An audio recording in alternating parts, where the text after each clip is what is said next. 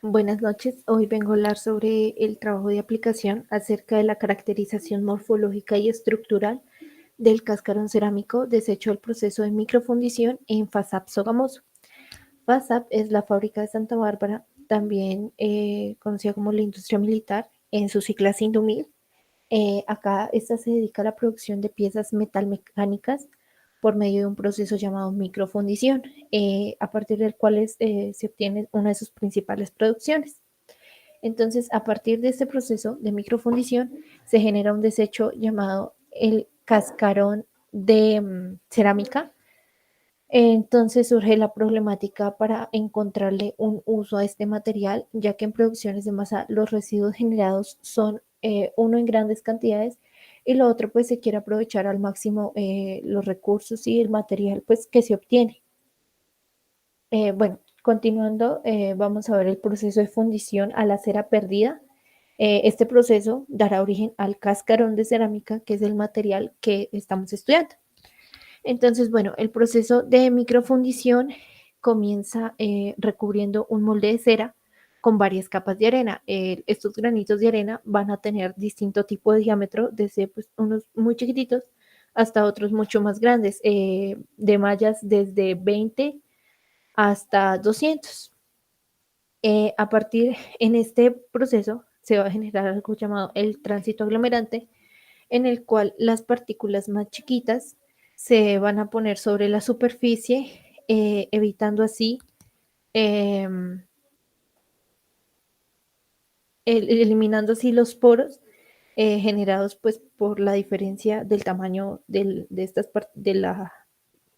las partículas de la arena. Entonces, hay capas húmedas y capas secas que definirán el nivel de porosidad de este material.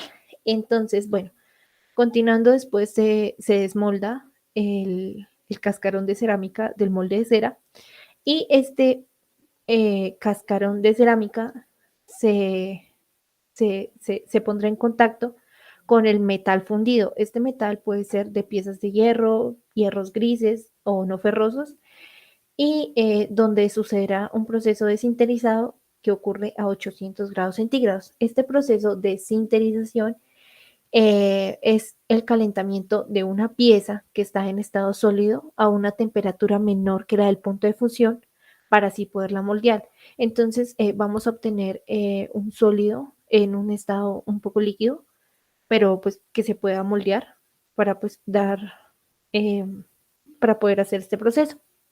Después se va a realizar el colado con temperaturas a los 1200 grados centígrados para que así no evitar el choque térmico. Y entonces el colado eh, es un proceso en el que se le da forma a un objeto al que se hace entrar en un agujero o una cavidad. En este caso, pues tenemos el molde de la pieza que se quiere hacer y dejar que se solidifique este líquido. Cuando el material se solidifica en este molde, en este cascarón, se pues va a obtener la forma deseada. Este proceso se utiliza mucho para obtener partículas muy detalladas, ya que pues el proceso quedan bastante pulidas estas piezas. Y después se retira el molde y va a quedar el objeto sólido conformado. Entonces, como vemos en la figura izquierda, la de la parte izquierda, las partes grises son ya las piezas metálicas que pues se quieren, y ahí en abajo se ven los restos del cascarón de cerámica que ya que al ser desmoldados con un martillo de neumático pues se puede partir.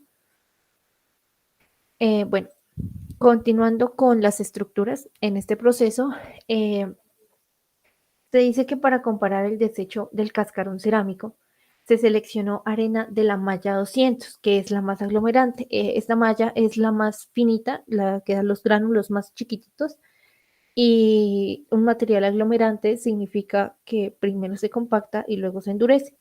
Entonces se escogió esta arena ya que estuvo en contacto directo con el material fundido y se obtuvo la siguiente gráfica, en la cual se puede observar que se obtuvo 85% de cuarzo alfa, 12% de cuarzo sintético y 1% de material de cristobalita baja y coridón. Bueno, y para hallar el índice de cristalinidad, pues se va a tomar este punto más alto, también para hallar la fórmula. Entonces, para las estructuras, tenemos que en este proceso, pues se obtienen estos cuatro elementos: cuarzo alfa, cuarzo sintético, cristobalita baja y coridón. Entonces, acá lo podemos ver como realmente se vería este cascarón, en donde la parte de abajo, la que se ve más finita, sería el tránsito aglomerado, pues, de las partículas más chiquiticas, y al lado, podemos ver cómo se vería la estructura de este cascarón. Esta estructura, eh, se creó con un simulador, pues, que permitió ver, la estructura de la fase de cuarzo alfa, que en este caso, pues, sería el material con el que mayor porcentaje se encontró. Y, podemos ver que tiene una estructura amorfa. Entonces, esto se debe a que tiene una cristalinidad baja. Hallándola se obtiene una fase cristalina, así como dice acá, de 1,7% y un 98,3% de la fase amorfa, un resultado bastante significativo. Entonces, al lado derecho de esta imagen podemos ver cómo se vería en un microscopio una imagen real del cascarón, en la cual pues podemos ver esta estructura, que vemos que hay ausencia de los contornos del grano, dislocaciones, fracturamientos al cascarón de cerámica, y también vemos que los átomos no se encuentran bien empaquetados, entonces no va a tener una estructura ordenada.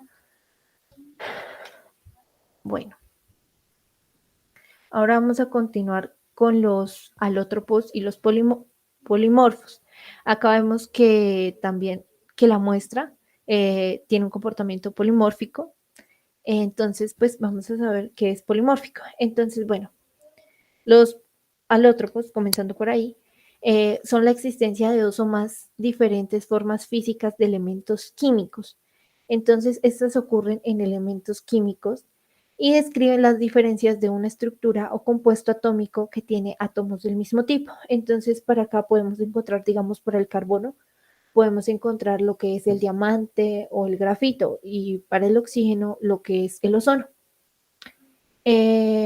Para los polimorfos, tenemos que es la habilidad de un material sólido de existir en más de una forma o estructura cristalina. Entonces, esta ocurre en compuestos químicos y describe la diferencia de estructuras o compuestos cristalinos. Entonces, para el caso del cascarón de cerámica, tenemos que su fórmula química sería SiO3. Entonces, pues uno identificamos que pues es un compuesto químico. Y su estructura también vemos que pues no es cristalino 100%, pero tiene más de una forma o estructura cristalina. Entonces podemos ver que también es un material amorfo.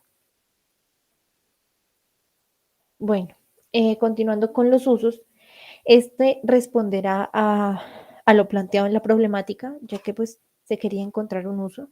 Entonces tenemos que, ya que la microfundición tiene como principal ingrediente la cristalobatita alfa y el cuarzo alfa, se pueden usar como aglomerantes. También tenemos que el desecho del cascarón cerámico se encuentra compuesto por un 86% de cuarzo alfa, por lo tanto se puede usar como materia prima para el proceso de fundición, de microfundición, perdón. Los cuarzos tienen bastante concentración de silicio, entonces este desecho se puede utilizar como desengrasante para la fabricación de ladrillos. Y entre la fase dominante de las cuatro fases que vimos, tenemos que también es el cuarzo alfa. Entonces este va a tener unas modificaciones pizoeléctricas, entonces va a tener un potencial eléctrico. Entonces esto va a permitir que este material pueda ser usado para la fabricación de elementos electrónicos como encendedores y transformadores. Y para concluir, tenemos que el tránsito aglomerante del cascarón hacia la superficie de contacto hace que se eliminen los poros generados por las gránulas grandes. También tenemos que el desecho, perdón, no tiene una estructura cristalina, sino de tipo amorfo, en el cual se presentan las cuatro fases mineralógicas, comenzando con el cuarzo alfa en una concentración del 86% en peso, cuarzo sintético 12% en peso, balita baja y coridón 1% en peso del material estudiado. Y finalmente tenemos que el cascarón cerámico se puede usar como materia prima para el proceso de fundición, desengrasante de las mezclas de cerámica y también debido al potencial eléctrico que adquiere, este cuarzo se puede usar para fabricar encendedores y transformadores. Muchas gracias.